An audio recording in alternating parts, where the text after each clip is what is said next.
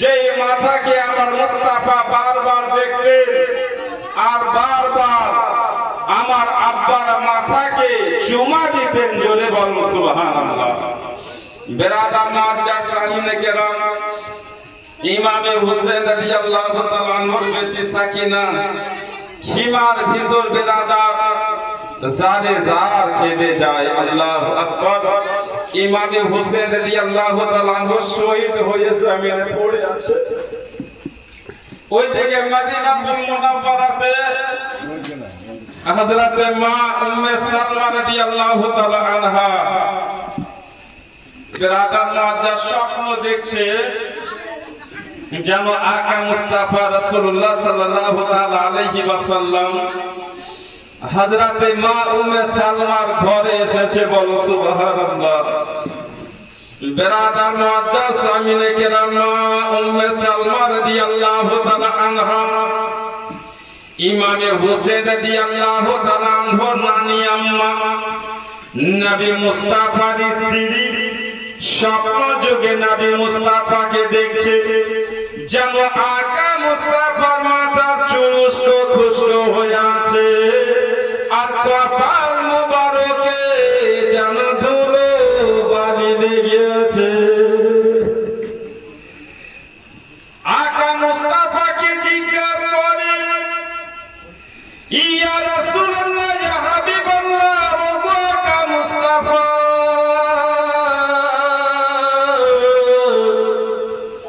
আপনার আলম চেহারাখানা মলিন হয়ে আছে, মাথার চুলগুলা উস্কো খুশকো হয়ে আছে।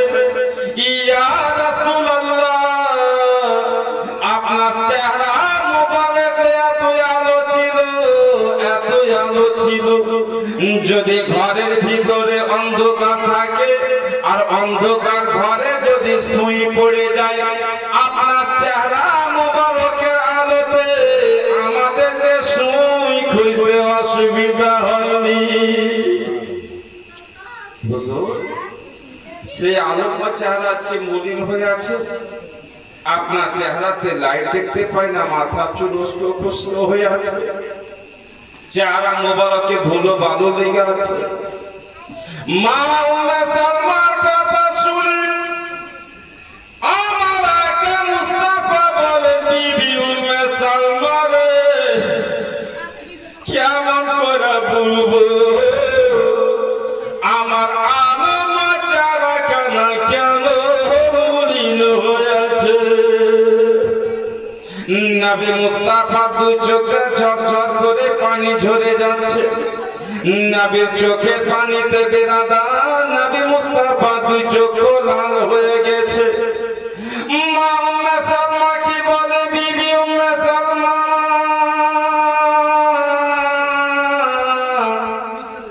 আমি তোমাকে হোসেনের বাল্য অবস্থায় তোমাকে কিছু মাটি দিয়েছিলাম আর তোমাকে বলেছিলাম উম্মে সালমা, মাঝে মাঝে মাটিখানা দেখবে, যেদিন এই মাটিখানা রক্ত হয়ে যাবে বুঝে নেবে বিবি সালমা আমার আদরের নাতি ইমামে হোসেন দুনিয়াতে নাই।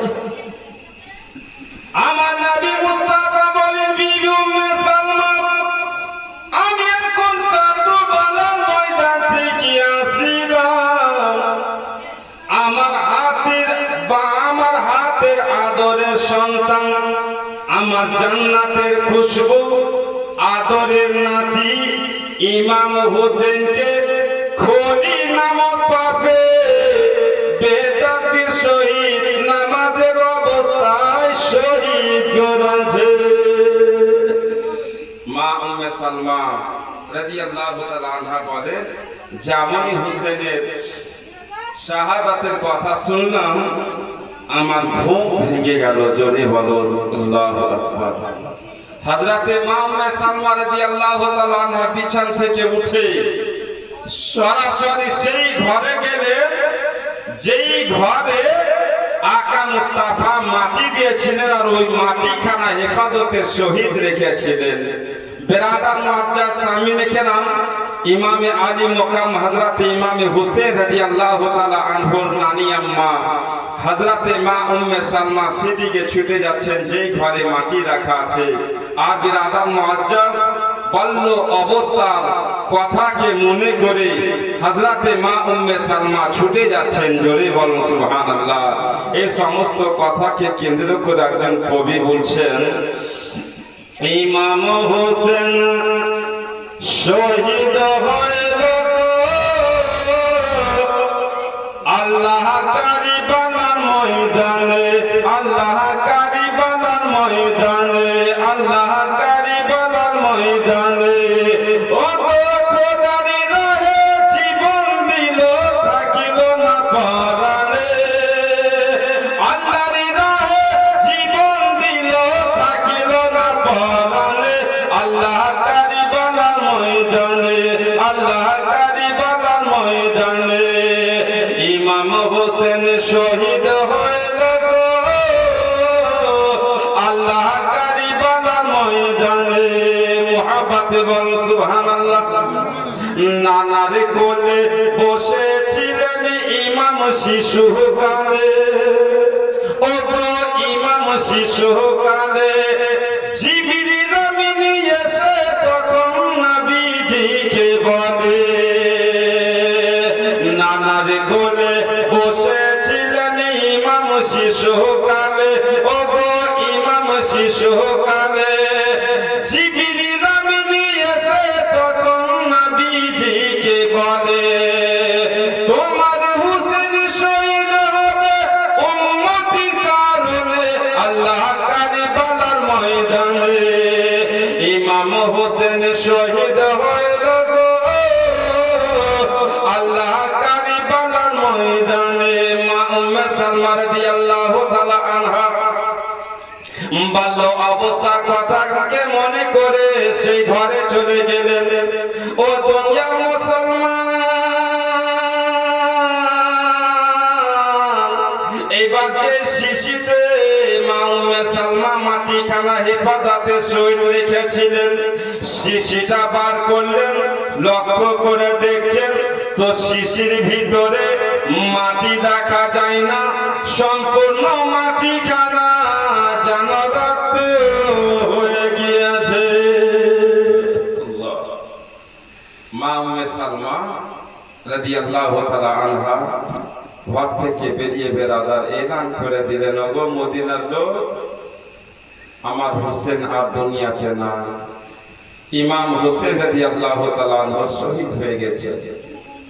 হযরতে মা সুগরা রাদিয়াল্লাহু তাআলা আনহা ইমাম হোসেনের ছোট্ট বেটি যেমনই কানে শুনতে পেয়েছে আব্বা দুনিয়াতে নাই, ঘর থেকে বেরিয়ে বেরাদার দুয়ারে বসে গেছেন।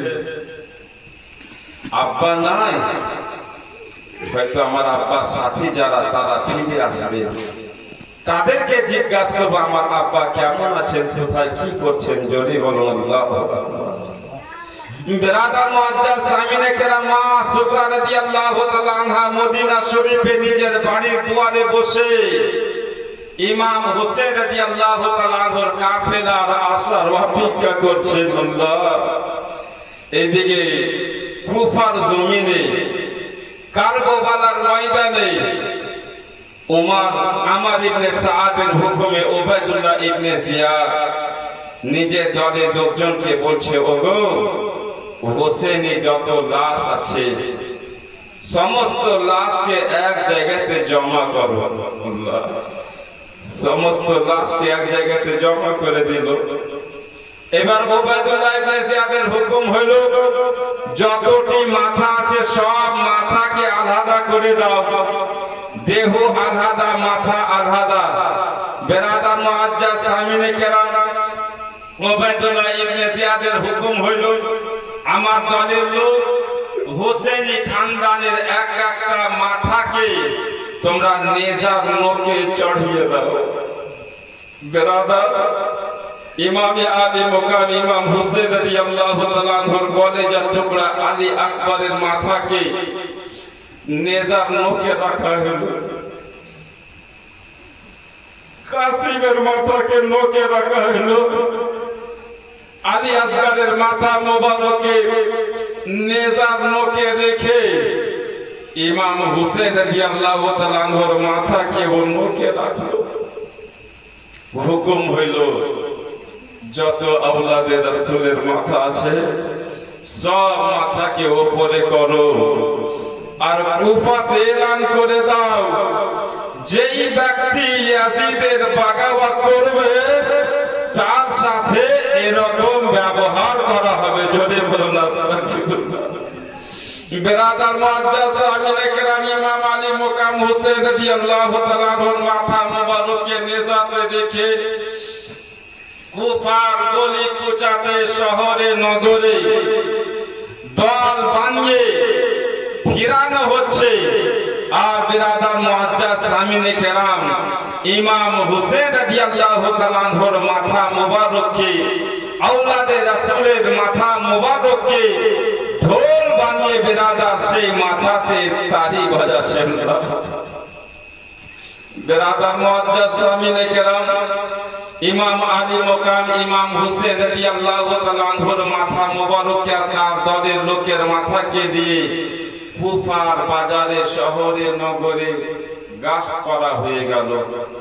এবার সন্ধ্যার দিকে খলি বিন জিয়াদ, যে খলি ইমাম হোসেনের মাথা মোবারককে দেহ থেকে আলাদা করেছিল, নিজের দলের লোকজনকে বলছে, ওগো আমার পুরস্কার ইমাম হোসেনের মাথাটা আমাকে দিয়ে দাও, আমি উবাইদুল্লাহ ইবনে জিয়াদের কাছে পৌঁছে দিব, আর সেখান থেকে আমি পুরস্কার নিব। এই খলি বিন জিয়াদকে হোসেনের মাথা দিয়ে দিল। কিন্তু রাতের অন্ধকার, কুফার বাড়ির এক একটা দুয়ার বন্ধ, দরবারও বন্ধ। খলি বিন জিয়াদ ইমাম হোসেনের মাথা মোবারককে নিয়ে নিজের বাড়ি গেল। আল্লাহ, ইমাম হোসেনের মাথাকে ঘরের কোন কোণাতে রাখলো না, ঘরের কোন ঘরে তাকে রাখলো না। হায়রে খলি পাপী, আমার ইমাম হোসেনের মাথা মোবারককে বাড়ির চুলার ভিতরে রাখিল। ভালো জায়গাতে রাখলো না, চুলার ভিতরে রাখলো। এই খলি বিন জিয়াদ যদিও ইয়াজিদি ছিল, পাপী ছিল, কিন্তু তার স্ত্রী বড় নেক ছিল। বা তার স্ত্রী বড় পরহেজগার ছিল। তার স্ত্রী জানতো না যে আমার স্বামী হোসেনের মাথা কাটতে গিয়েছে। স্ত্রীকে মিথ্যা কথা বলে গিয়েছিল। এখন খলি বিন জিয়াদ মাথা মোবারক এনে বাড়ির চুলাতে রেখেছে। তাবলীগ স্ত্রী হযরতে মুমিনা বিরাদার মুআজ্জাজ আমিনে কেরাম তাহাজ্জুদের নামাজের জন্য জেগেছে। ওযু করে তাহাজ্জুদের নামাজ পড়বেন তো হঠাৎ দেখছেন আন্নার দিকে যেন নূরের মতো আমার ঘর উজ্জ্বল হয়ে আছে। এই নূরে আলো কোথায় থেকে আসে? ও দুনিয়ার মুসলমান ভাই আমার বাবা যে হযরতে মা মুমিনা খলি বিন জিয়াদের স্ত্রী যেন সে আলোর দিকে এক পা দু পা করে চলে যাচ্ছে। এবার বিরাদার চুলার ভিতর দেখছে তো নবী ঘরানার আওলা জান্নাতি যুবকের সর্দার ইমাম হোসেনের মাথা রাখা আছে। ওই মা মুমিনা মাথা মোবারককে ওপরে করলেন, নিজের চোখ দিয়ে পরিষ্কার করে দিলেন। আদব ও মুহাব্বতের সহিত বন্ধু ইমাম হোসেন রাদিয়াল্লাহু তাআলা আনহুর মাথা মোবারককে চুমা দিচ্ছেন। খলি বিন জিয়াদ পাপী আরামের ঘুমে ঘুমিয়ে আছে। তার বিবি এসে খলিকে জাগাচ্ছে, ও আমার স্বামী আপনি তো বলেছিলেন আমাদের সর্দারের বাগি মানুষকে কাতাল করতে যাচ্ছি, আপনি আমাকে মিথ্যা কথা বলেছেন। আমি তো দেখছি আপনার বাড়িতে হোসেনের মাথা, কিয়ামতের দিনে ইমাম হোসেনের রক্তের কি জবাব দেবে? আমার সাথে মিথ্যা কথা বলে হোসেনকে মেরেছো, হোসেনকে কাতাল করেছো। আমি আর তোমার কাছে থাকবো না, আমি আর তোমার বাড়িতে থাকবো না, আমি তোমার ঘর দুয়ারকে ছেড়ে চললাম। কেন? যে একটা সমাজে যদি পাপ হয় তো বেরাদার মুআজ্জাজ বড় সমাজে সে আযাব আসবে না, এটা হতে পারে না। যার জন্য বলেছে ভালো মানুষের সাথে উঠা বসা করো, খারাপ মানুষের কাছ থেকে দূরে থাকো। কেন? খারাপ মানুষের উপর আসমান থেকে আযাব আসবে, তুমি ভালো মানুষ যদি তার কাছে বসো তো সেই আযাবে তুমিও ফেঁসে যাবে। খলিল বিন ইয়াজিদ তার স্ত্রী বড় নেক ছিল, বলে না আমার ঘরে আর থাকা হবে না। খলিল বিন ইয়াজিদ তার স্ত্রীর হাত দুখানা ধরে বলছে, শোনো, আমি দুনিয়ার দৌলত জমাবার জন্য, বড় লোক হওয়ার জন্য, আমি বাদশাহ হওয়ার জন্য হোসেনের মাথাকে কেটে আমি আমার বাড়িতে এনেছি। তুমি আজ থেকে রানী হয়ে যাবে, আমার বাড়ি ছেড়ে কোথাও যেও না। বেরাদা তার স্ত্রী বলে, খলিল শুনো, যেই দাওলাতে নবী বংশের আওলাদের রক্ত হবে সেই দাওলাত নিয়ে আমি তোমার স্ত্রী রানী হতে চাই না, পথের ভিখারি হয়ে থাকবো, কিন্তু রানী হব না। জোরে বল মুহাব্বতে বলুন। এই কথা বলে বেরাদার সে তার স্ত্রী ঘর থেকে বেরিয়ে যাচ্ছে। খলিল ডাক দিচ্ছে, ও স্ত্রী যেও না, তোমার যাওয়াতে আমার ঘর বরবাদ হয়ে যাবে, আমার সংসার বরবাদ হয়ে যাবে, আমার পরিবার নষ্ট হয়ে যাবে, কারণ আমার বাড়ির মালিক তো তুমি। তার স্ত্রী বলে, তুমি ফাতেমার আওলাদকে মেরেছো, নবী মুস্তাফা লাডলি দুলালি বেটি মা ফাতেমা ঘরকে বরবাদ করেছো। ফাতেমা তো তোমার কলেজা টুকরাকে আঘাত করেছো, যেমন ফাতেমা ঘরকে তুমি বরবাদ করেছো। আমি তোমার স্ত্রী, তোমাকে বাদওয়া দিলাম, তোমার ঘর যেন বরবাদ হয়ে যায়, তোমার আওলাদ যেন বরবাদ হয়ে যায়, তুমিও যেন বরবাদ হয়ে যাও। এবার আমাকে তুমি ডাকিও না, আমার পিছা করিও না। ও দুনিয়ার মুসলমান, খলিল বিন ইয়াজিদের স্ত্রী নবী মুস্তাফা মুহাব্বতকে দিলে জমে, হোসেনের মুহাব্বতকে দিলে নিয়ে বাড়ি ঘরকে ত্যাগ করে যেন জঙ্গলে চলে গেলেন। মুআররিখ নিজে তারিখে কিতাবে লিখছেন যে সেই মায়ের খবর আজ পর্যন্ত পাওয়া গেল না, যে ওই মা গেল তো গেল কোথায়। বেরাদার মুআজ্জাজ সামিনে কেরাম, এবার খলিল বিন ইয়াজিদ তো মাথা ফিরতে থাকলো, বুক ফিরতে থাকলো, কিন্তু দুনিয়ার দাওলাতের লোভী কুকুর কি থামতে পারবে? বেরাদার মুআজ্জাজ সামিনে কেরাম, এবার খলিল বিন জিয়াদ ইমাম হোসেন রাদিয়াল্লাহু তাআলা আনহুর মাথা মোবারককে নিজে হাতে নিল, আর বেরাদার মুআজ্জাজ উবাইদুল্লাহ ইবনে জিয়াদের কাছে যাবে। যেতে যেতে বেরাদার দেখছে কি রাস্তার মাঝে যেন একটা গির্জা দেখা যায়, গির্জা ঘর, একটা মন্দির। বেরাদার মুআজ্জাজ সেই গির্জা ঘরে দেওয়ালে লেখা আছে, কি লেখা আছে? আতারজু উম্মাতান কাতালাত হুসাইনা।